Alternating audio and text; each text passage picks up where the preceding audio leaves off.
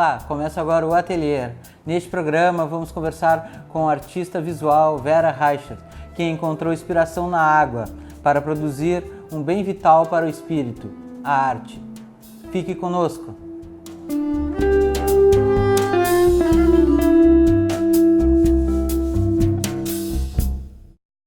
Dona Vera, fala pra gente como a senhora começou nas artes visuais, já que sua formação é letras. Não, realmente, minha formação foi o curso de letras. Eu fui professora de português, alemão e inglês. E o que aconteceu, por que é que eu larguei a profissão e me empenhei nas artes? Foi quando aconteceu que eu cancelei minhas aulas, quando meu filho quase se afogou numa lagoa, perto de Osório. E eu resolvi, então, parar de trabalhar e me dedicar aos filhos. Só que, aí, claro, eu estava mais tempo com eles, e um dia ele me pediu para mim desenhar um touro para ele. Daí eu mandei ele desenhar o dele, eu desenhei o meu, e gostei da forma espontânea com que ele tinha desenhado esse touro. E falei para uma amiga, eu gostaria de aprender a desenhar. Ela disse, eu comecei um curso de desenho agora há pouco tempo. E aí eu fui para essa aula de desenho, e aí nunca mais parei. Então, substituí, assim, já há 30 anos que eu trabalho com arte e fiz diversos cursos de extensões universitárias, fiz workshops e cursos com outros artistas variados. Então, isso me deu, assim, subsídio para realmente iniciar e não parar mais. Assim como há 30 anos eu trabalho com arte, também, coincidência, que há 30 anos que eu mergulho. A gente mergulha toda a zona do Equador, acima e abaixo, no mundo todo. Então, com esses mergulhos, eu acabei escolhendo a minha temática. A água, então, assim como a água foi importante quando meu filho quase se afogou, que foi o que me levou para começar o desenho, a água também foi a minha preocupação com o meio ambiente, com a quantidade de água doce que nos resta. E isso, então, desde o começo, os meus trabalhos foram focados em arte, em água. Água. Todos os meus trabalhos de arte, água. Tanto os primeiros desenhos figurativos, depois, inclusive as fotografias, não só as pinturas, foi se tornando mais abstrato o trabalho, mas sempre para mim o que eu desenhava eu pintava, eram formas, texturas, cores que eu via no fundo do mar. E aí depois também na superfície de lagoas, que eu via essas imagens. Por isso, pelo que eu estou vendo aqui no seu ateliê, a predominância do azul e do verde, né? mais do azul, né? E também uma fluidez nas suas obras, né? É decorrente justamente dessa ligação com a água. Com certeza. E como foi a evolução, Dona Vera, do desenho, lá do touro, né, depois das suas aulas de desenho, para formas tão contemporâneas, né, tão inovadoras de arte que a senhora está fazendo hoje? É que eu sempre achei, antigamente não existia fotografia, então os pintores tinham que pintar as pessoas, as paisagens. Eu nunca tive dentro da minha casa uma pintura, alguma coisa assim, quadro figurativo. Eu sempre gostei do abstrato, de eu poder imaginar o que eu queria vendo a imagem. Então foi uma coisa bem natural de, assim, por exemplo, mergulhando. Meu marido era o dono da máquina fotográfica. Aí ele fotografava um naufrágio, um peixe inteiro. Até que um dia eu peguei, eu não estava interessado no navio todo naufragado ali. Eu tinha visto uma mancha maravilhosa assim no fundo. Eu peguei a máquina fotográfica e fui bem perto e tirei uma foto daquela mancha. Aí ele disse, mas como? O que tu fez? Eu disse, não, agora eu comecei a pesquisar em fotografias no fundo do mar para o meu trabalho. Aí então ele me passou a máquina e desde ali, tudo que eu fotografei a partir dali sempre eram formas abstratas. Me importava a textura, as cores, a forma. Então a fotografia deu um impulso para a senhora redimensionar o seu trabalho? Com certeza, porque daí então eu via assim alguma coisa no fundo do mar e aquilo me chamava a atenção e eu voltava à superfície e tentava perpetuar nas telas o que eu tinha visto no fundo do mar. Dona Vera, e quem foram os seus mestres, digamos assim, as suas influências nas artes visuais? Diversos. Um pintor de São Paulo, Ayrton Reutemann, muito conhecido, um trabalho bem interessante o dele. Fiz diversos encontros e cursos com ele. Do Rio de Janeiro tinha cursos sobre criatividade com Charles Watson, que até hoje ainda faz cursos para designers e outras pessoas assim. Foi bem importante assim para abrir a visão e caminho assim sobre a coisa contemporânea, sobre a criatividade. Carlos Vladimirsky, que é um pintor abstrato, pinta a óleo. Com ele eu comecei a pintar a óleo. Ele foi muito importante porque eu comecei a sair do desenho e fui para a pintura a óleo.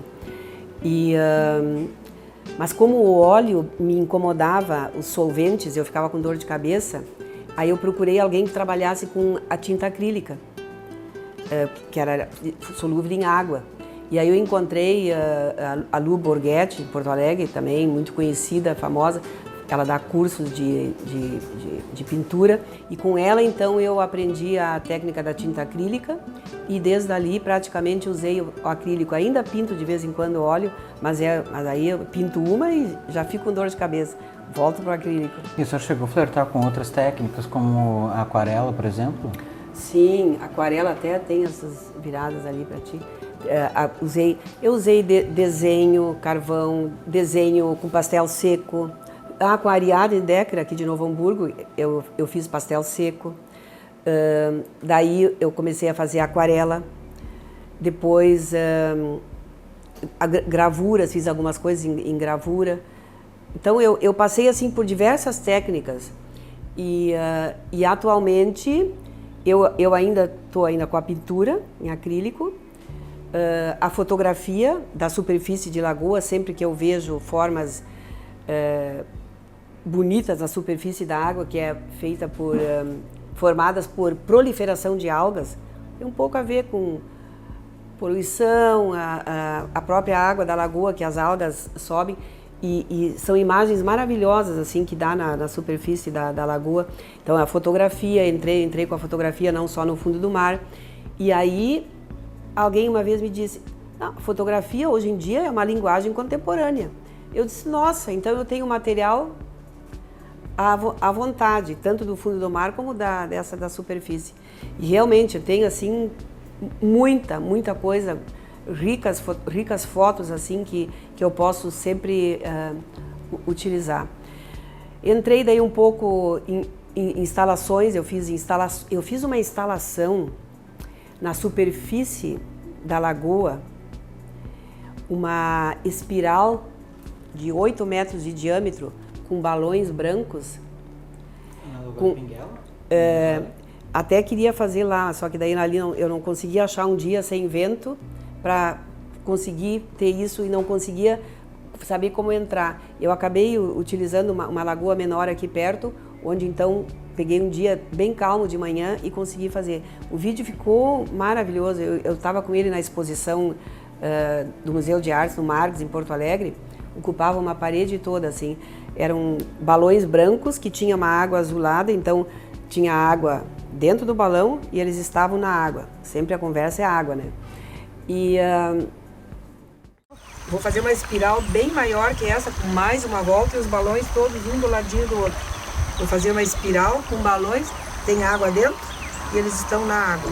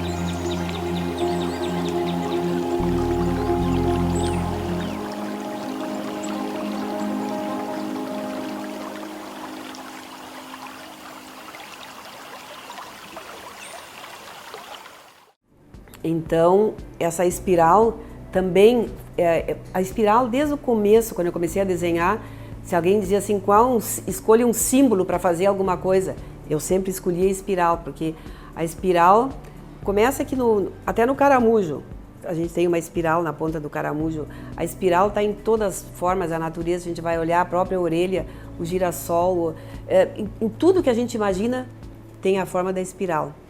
E a espiral para mim é vida, é início, é princípio. A Via Láctea é uma espiral. Então realmente ela tem assim um significado bem grande para mim. Então é a água, reflexos da mão do homem, da natureza, e a espiral. Então essas... E a senhora entende a parte da sua produção como uma denúncia, como a senhora falou agora, a mão do homem sobre a natureza, os efeitos do homem sobre a natureza? Eu não diria denúncia, mas assim, eu busquei uma maneira de chamar atenção para todo mundo se dar conta. A água, temos que poupar, temos que cuidar, porque depois eu vou falar que eu escrevi um livro. No livro eu tenho um gráfico que mostra o que nos resta de água doce no planeta. É uma coisa tão mínima que chega a ser assim assustador. Então é uma maneira de chamar atenção para os jovens. Queria deixar uma mensagem para os netos, para os jovens, que são o nosso futuro, né, os adultos de amanhã, para cuidar um pouco. Se cada um, na hora que escova os dentes, fecha a torneira, ou enquanto está enxaguando o cabelo, fecha a torneira e popa um pouco e não usa assim à vontade, imagina milhões de pessoas fazendo isso, a gente tem um pouco a gente consegue ajudar e poupar e fazer alguma coisa.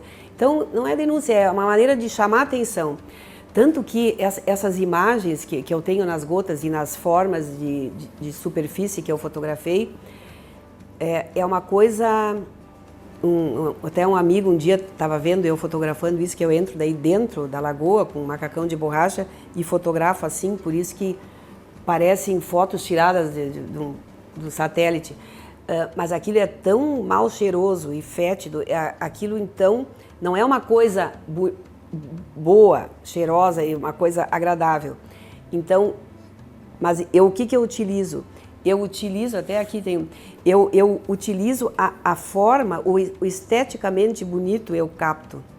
Então, estou chamando a atenção para uma coisa que não está legal. Essa proliferação de algas pode ser veneno no outro lado da lagoa, porque os juncos também morreram, mas, entende, não é uma denúncia. Eu chamo a atenção para coisas que eu vejo que estão acontecendo no fundo do mar ou na superfície dos rios e lagoas, mas chamo, assim, mostrando uma coisa esteticamente bonita, digamos. Sim. E a senhora poderia, antes a senhora comentou, né, sobre a escultura que a senhora aproveitou, né, de um resíduo numa fábrica. A senhora pode falar que lhe motivou a utilizar esse resíduo para fabricar suas esculturas? Assim, eu não sou escultora, mas eu fiz 40 esculturas. O que aconteceu? Casualmente, um domingo, eu fui com um amigo na fábrica dele, que utiliza borracha termoplástica, e eu vi uma coisa imensa nessas cores aqui. Eu disse, o que é isso? Daí ele disse, não, isso é lixo, uma máquina aí ficou enlouquecida, começou a botar para fora, botar, e foi acumulando e deu isso aqui. Eu disse, eu estou vendo anêmonas, corais, inclusive as próprias cores. Então, o que eu fiz? Eu acabei fazendo 40 esculturas.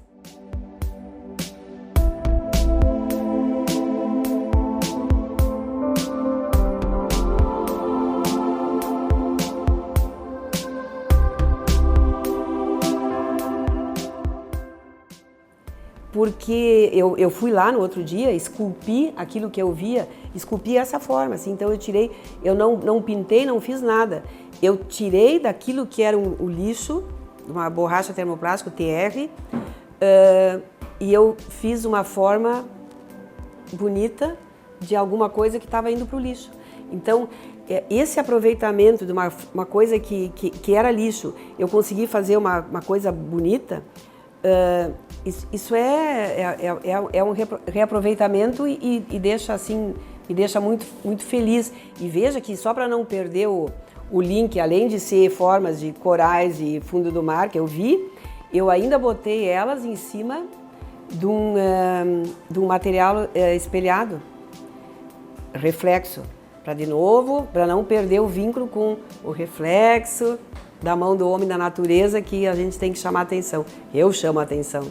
Então, eu tenho formas do fundo do mar e aqui o reflexo. Então, sempre linkado com alguma coisa com o meu trabalho. São essas três principais referências na sua obra: o reflexo, a espiral e a água. E a água. Uhum. E como é que esses três principais vertentes, digamos assim, foram surgindo na sua obra? A senhora foi se apropriando dessa simbologia, né, para desenvolver a sua obra. Como que a senhora percebe que isso foi se construindo? Isso foi uma coisa assim bem natural, vamos dizer assim. Primeiro começou o fundo do mar, eu mergulhava.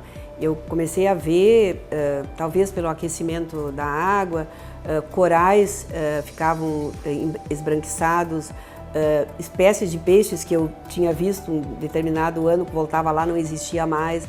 Então, espécies de peixes que não existiam mais, os corais esbranquiçados. Eu vi uma vez uma tartaruga com o estômago cheio de sacos plásticos, porque a comida predileta da tartaruga é aquela mãe d'água. Então ele vê um saco plástico boiando, ela vai abocanha achando que é uma mãe d'água. Então uma tartaruga morta porque comeu sacos plásticos. Então eu comecei a ver que essa coisa, esse distúrbio no fundo do mar tinha a ver com o reflexo de alguma coisa que as pessoas estavam fazendo, largando lixo no mar, dos navios e tal. E aí, quando eu vi também essas formas bonitas que eu vi na superfície, essa proliferação de algas, eu também disse: aqui tinha junco, não tem mais junco, alguma coisa não está legal. Então, de novo, reflexo de alguma coisa que as pessoas estão fazendo. Então, sempre esse reflexo me acompanhou, até que eu disse: mas não, eu tenho que linkar isso com alguma coisa. Aí, o que eu fiz? Eu peguei essas imagens e coloquei dentro de caixas espelhadas para elas refletirem e dar essa sensação.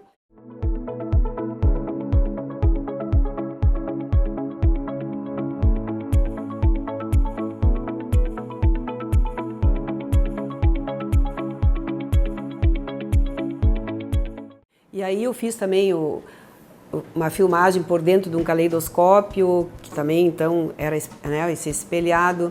Eu fiz imagens em movimento dentro de uma parabólica, que eu mandei fazer assim, toda de espelhos. Então, sempre linkando isso. A água, que é tudo que eu sempre fiquei trabalhando, os reflexos, então, do que a gente está fazendo, né, na superfície da água, acontecendo isso com a água, e a espiral porque sempre me encantou num caramujo, aquela forma de espiral, desde o início que eu mergulhava, e aquilo foi uma coisa que ficou, e daí eu comecei a ver, nossa, mas na natureza tem tantas coisas que são nessa forma,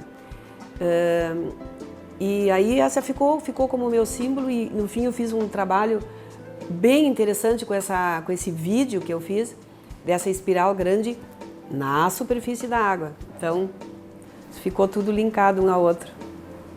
Vera, e fala pra gente assim, suas principais exposições, né? Dá pra dizer que a senhora é uma artista consagrada, né? Reconhecida. Qual as suas principais, então, exposições, né? Importante, eu considero as exposições individuais, porque aí são só minhas. Eu já fiz 28 exposições individuais. Foram 4 em Paris e as outras 24 pelo Brasil. Bahia, interior do estado, aqui. Porto Alegre, principalmente, que é onde eu mais expus. A última exposição individual foi no Museu de Artes do Rio Grande do Sul, no Marx. Foi uma exposição muito grande, ficou bem expressiva. Eu consegui colocar pinturas, caixas espelhadas, vídeos, objetos e instalações. foi assim, fotografias também, nas gotas, dentro das gotas eu fiz uma parede inteira assim, só com essas gotas, ficou bem interessante. Então essa foi assim bem importante aqui. Então são 28 exposições individuais que eu já fiz e todas elas bem importantes, lugares importantes. Coletivas, centenas.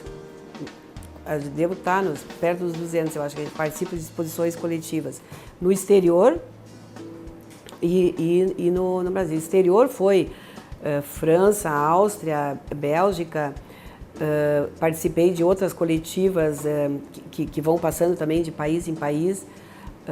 Fizemos exposições coletivas nesse ano que passou em Montevidéu, já 2 exposições coletivas bem importantes, em locais e galerias importantes. Coletiva em Caxias do Sul, coletiva em Florianópolis. Então, coletiva tu entra junto, tu é uma a mais. Importantes são as individuais, que é só teu trabalho, né? Então, mas... quando eu penso, né, eu já fiz tanta coisa, já escrevi esse livro, eu digo, já dá para quase ir pensando em parar, mas não adianta, é que como a gente está nesse meio, tu sempre é convidada de novo, né? Daí convida para uma individual, convida para uma coletiva e a gente se empolga e vai fazendo, né? Mas a senhora já pensa em parar? Não, eu penso em...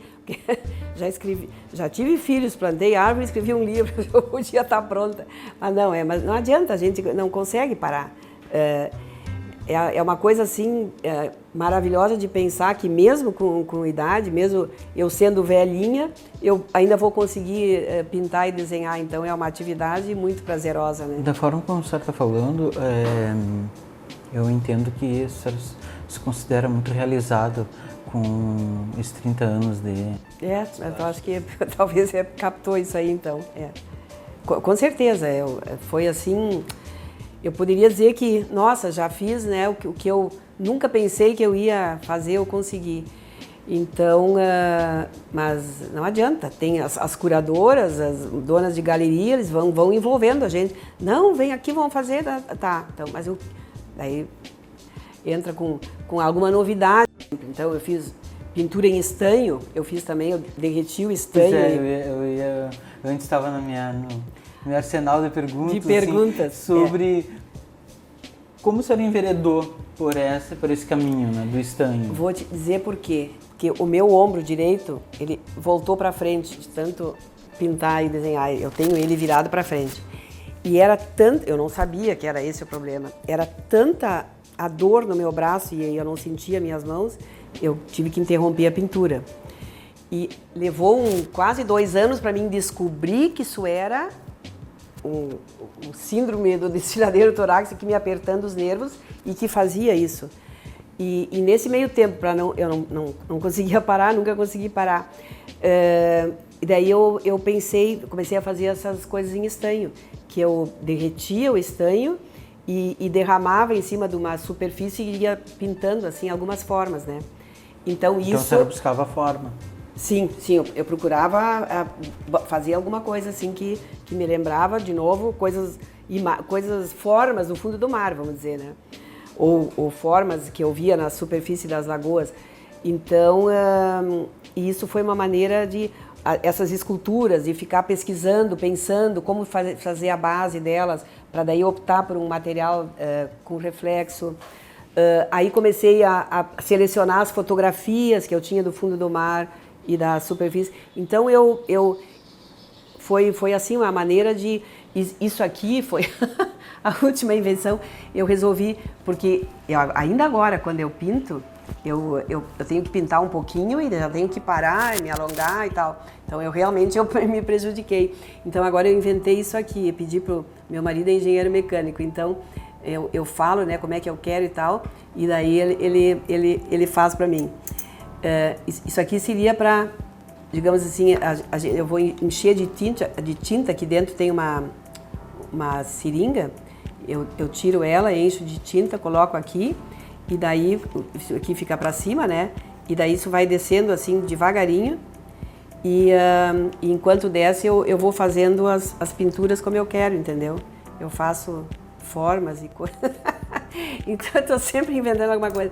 Isso aqui eu não testei bem ainda, eu só fiz um trabalho. E eu tenho que substituir, em vez de ficar pintando e não conseguindo. Isso aqui foi outra coisa que eu inventei também. Um dia eu adoro bolachinha com manteiga e mel. E um dia eu passei assim, daí eu fiquei fazendo mel para lá e para cá, que deu umas imagens. Eu digo, nossa, eu vou fazer isso com tinta. E aí eu fiz isso aqui, de fazer. Então isso aqui eu consigo fazer sem que me doa, entendeu? Então, entre uma pintura e outra, eu faço outras coisas. A senhora vai experimentando para driblar essa dor que... técnicas diferentes, Depois de tanto tempo, a senhora teve esse problema no... Então, o vídeo, essa espiral deu muito trabalho, de amarrar aqueles 100 e poucos balões, né, naquela grande espiral de 8 metros que eu fiz. Mas tudo isso dá para ir fazendo com calma, né? E por que a senhora comentou, né, que queria deixar um recado, né, para os seus netos? Mas o que lhe fez escolher as letras, voltar às letras? Voltar às letras. Eu sempre pensava, nossa, eu fiz curso de letras e sou uma artista visual, não deixei nada escrito. E aí um dia meu filho, não sei o que, eu mostrei uma imagem para ele de um trabalho meu. Ele disse, mãe, mas quando tu fizeste isso aí? Eu disse, nossa, eles não sabem nada do que eu fiz. Eu vou botar isso no papel, com imagens, e para deixar isso para os meus netos. E eu disse assim, vou deixar também essa mensagem que eu tento passar com o meu trabalho sobre água, essa advertência de que eles podem ajudar e podem fazer alguma coisa futuros, né, no futuro aí, sobre a água, cuidar, ajudar, ver o que pode ser feito. Aí eu comecei a escrever. Nossa, e aquilo foi indo. Acabou dando um livro de 257 páginas. E aí eu conto aqui toda a minha trajetória com imagens de cada técnica, escultura, fotografia, vídeo, desenho, pintura, como fui do figurativo ao abstrato, toda essa passagem eu conto aqui, sempre permeada com textos sobre água, né? Então, ficou um livro muito bom, ficou o material, tudo ficou muito bom, as imagens foram bem selecionadas e ficou realmente um livro bem legal. E a senhora pretende parar por aí ou tem mais algum projeto em forma de livro pela frente? Não, em forma de livro acho que não. Como eu disse, aqui eu contei já tudo que eu tinha para contar. Falei sobre água, tudo que eu tinha para falar, muito bem, já bem completo.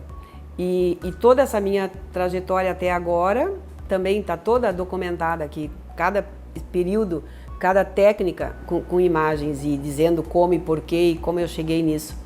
Tá super bem. Agora, essas coisas novas que eu estou fazendo, tipo isso aqui, né? Isso são coisas que, de repente, dá para fazer um catálogo suplementar a isso, né? Por exemplo, aqui saiu esse catálogo, que foi da exposição do Marx.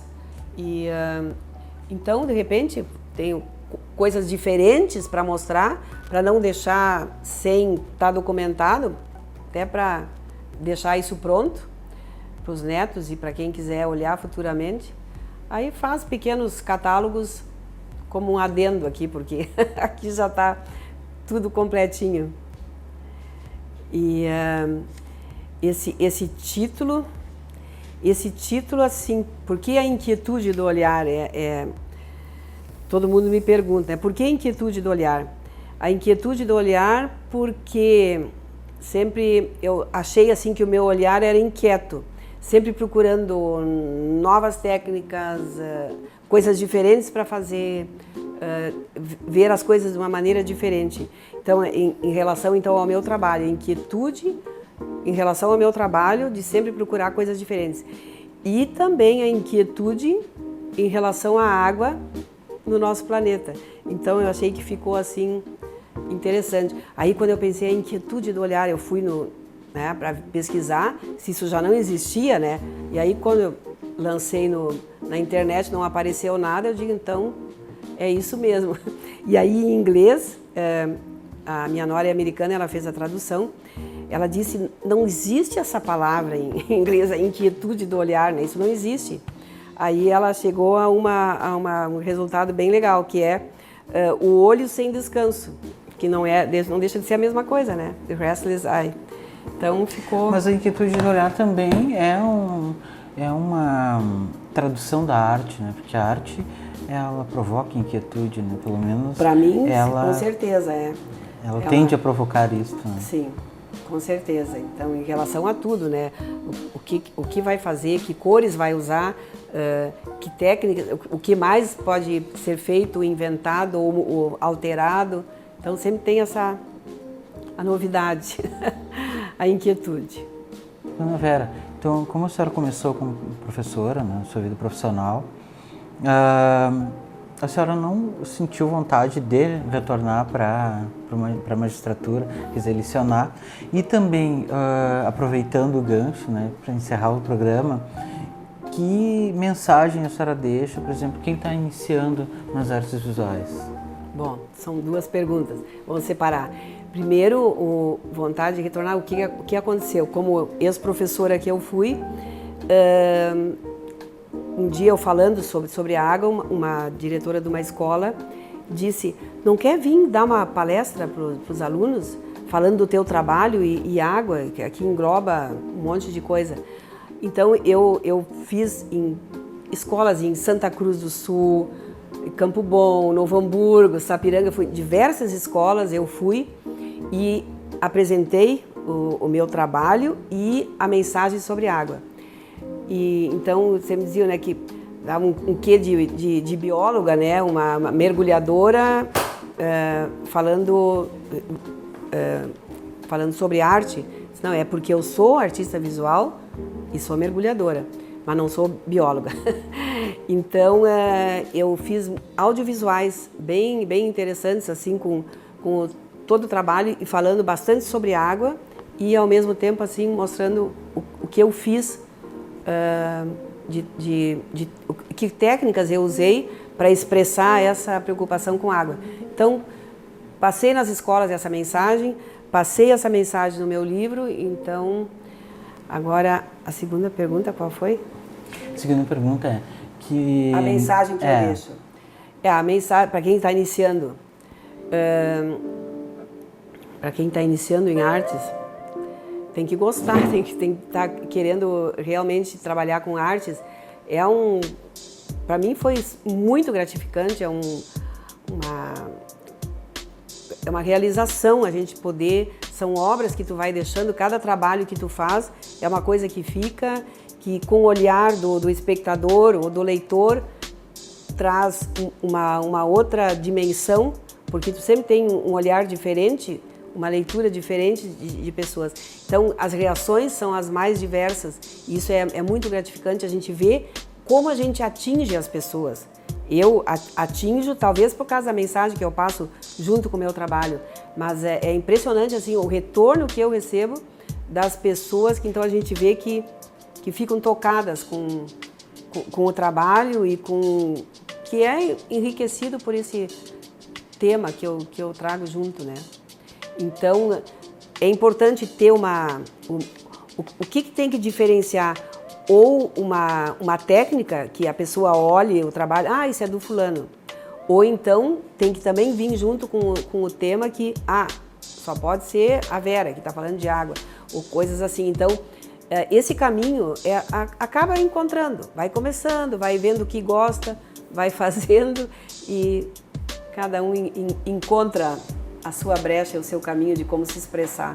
Assim como a água vai assim fluindo. Como a água vai fluindo e vai encontrando rolando, o caminho até aí, o mar. Isso aí. Obrigado, Ana Vera. Foi um prazer. Obrigada.